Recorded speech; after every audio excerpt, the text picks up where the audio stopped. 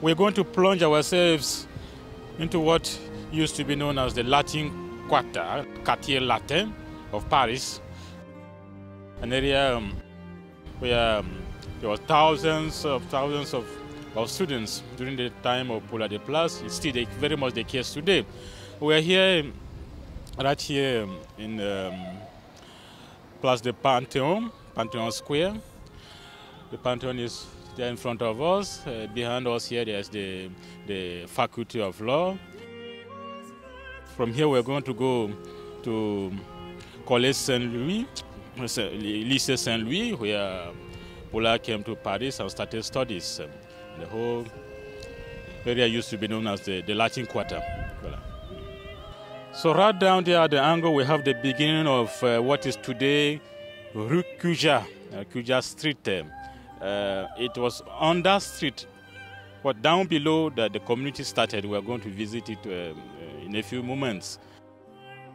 So we are looking at Lycée Louis Le Grand College.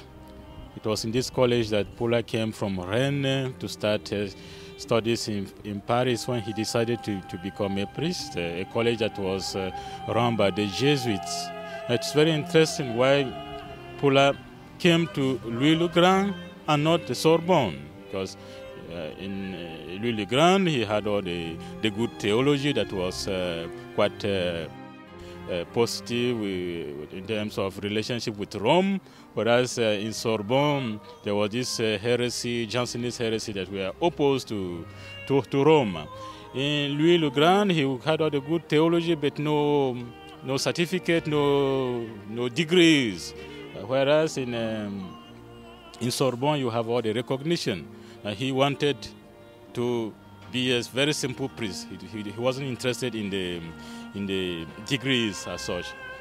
And that was the thing he wanted for the students when he started the congregation.